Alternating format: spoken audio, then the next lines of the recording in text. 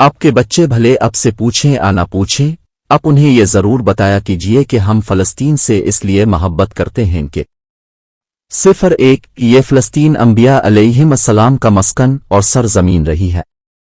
02 حضرت ابراہیم علیہ السلام نے فلسطین کی طرف ہجرت فرمائی۔ 03 اللہ تبارک و تعالی نے حضرت لوط علیہ السلام کو اس عذاب سے نجات دی جو ان کی قوم پر اسی جگہ نازل ہوا تھا۔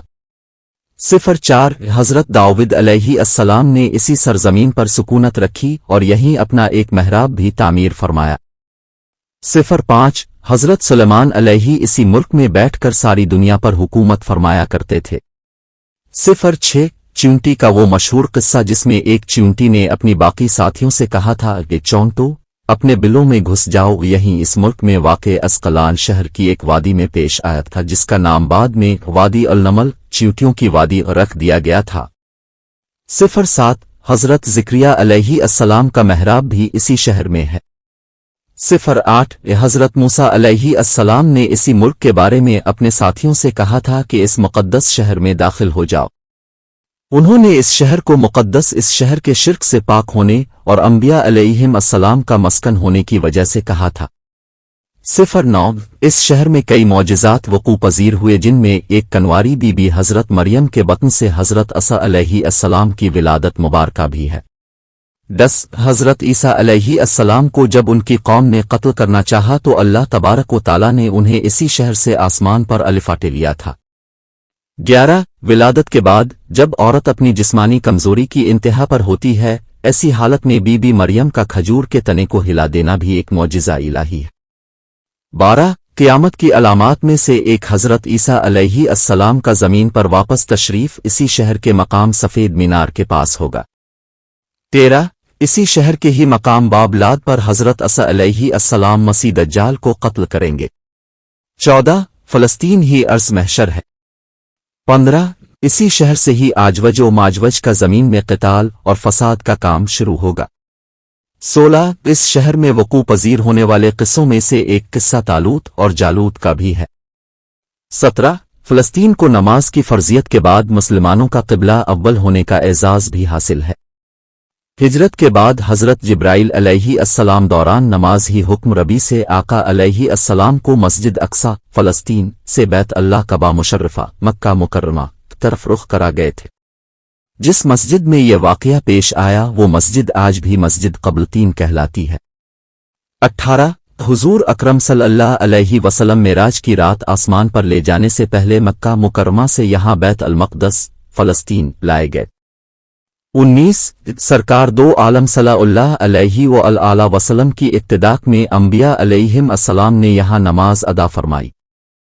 اس طرح فلسطین ایک بار پھر سارے انبیاء کا مسکن بن گیا۔ 20 سیدنا ابو ذر کہتے ہیں کہ میں نے رسول اللہ سے عرض کیا کہ زمین پر سب سے پہلی مسجد کون سی بنائی گئی؟ تو ابن نے فرمایا کہ مسجد الحرام یعنی خانہ کعبہ۔ میں نے عرض کیا کہ پھر کون سی مسجد بنائی گئی؟ تو ابن نے فرمایا کہ مسجد الاقصی یعنی بیت المقدس۔ میں نے پھر عرض کیا کہ ان دونوں کے درمیان کتنا فاصلہ تھا؟ ابن نے فرمایا کہ 40 برس کا، اور تو جہاں بھی نماز کا وقت پالے وہی نماز ادا کر لے، پس وہ مسجد ہی ہے۔ 21 وصال حبیبنا صلی اللہ علیہ وسلم کے بعد حضرت ابو بکر رضی اللہ عنہ کو ارتداد کے فتنہ اور دیگر کئی مشقت سے نمٹنے کے لیے عسکری اور افرادی قوت کی اشد ضرورت کے باوجود بھی ارض شام فلسطین کی طرف اب صلی اللہ علیہ وسلم کا تیار کردہ لشکر بھیجنا بھی ایک ناقابل فراموش حقیقت ہے۔ 22 اسلام کے سنہری دور فاروقی میں دنیا بھر کی فتوحات کو چھوڑ کر محض فلسطین کی فتح کے لیے خود سیدنا عمر کا چل کر جانا اور یہاں پر جا کر نماز ادا کرنا اس شہر کی عظمت کو اجاگر کرتا۔ 23 دوسری بار بین معراج کی رات بروز جمعہ 27 رجب 583 اجر کو صلاح الدین ایوبی کے ہاتھوں اس شہر کا دوبارہ فتح ہونا بھی ایک نشانی ہے۔ 24 بیت المقدس کا نام قدس قرون سے پہلے تک ہوا کرتا تھا، قرآن نازل ہوا تو اس کا نام مسجد اقصی رکھ گیا۔ قدس اس شہر کی اس تقدیس کی وجہ سے ہے جو اسے دوسرے شہروں سے ممتاز کرتی ہے۔ اس شہر کے حصول اور اسے رومیوں کے جبر و استبداد سے بچانے کے لیے 5000 سے زیادہ صحابہ کرام رضوان اللہ علیہم اجمعین نے جام شہادت نوش کیا۔ اور شہادت کا باب آج تک بند نہیں ہوا، سلسلہ ابھی تک چل رہا ہے۔ یہ شہر اس طرح شہیدوں کا شہر ہے۔ 25 مسجد اقصی اور بلاد شام کی اہمیت بالکل حرمین الشریفین جیسی ہی ہے۔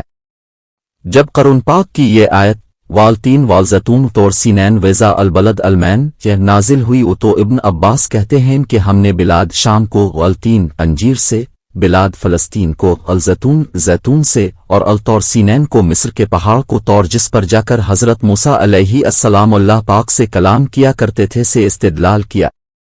26 اور قرآن پاک کی یہ آیت مبارک بالقد اتبنا فی الزبور من بعد الذکرن الرزر سے عبادی الصالحون سے یہ استدلال لیا گیا کہ امت محمد حقیقت میں اس مقدس سرزمین کی وارث ہے۔ 27 فلسطین کی عظمت کا اندازہ اس بات سے بھی لگایا جا سکتا ہے، یہاں پر پڑھی جانے والی ہر نماز کا اجر 500 گنا بڑھا کر دیا جاتا ہے۔ نوٹ: یہ پوسٹ کس بھائی کی ہے مجھے نہیں معلوم، مجھے جس طرح ملی عام کر دیا ہوں۔ نوٹ: ہماری ارسال کردہ کسی بھی پوسٹ میں کوئی شرعی غلطی ہو تو ضرور ہماری توجہ دلائیں۔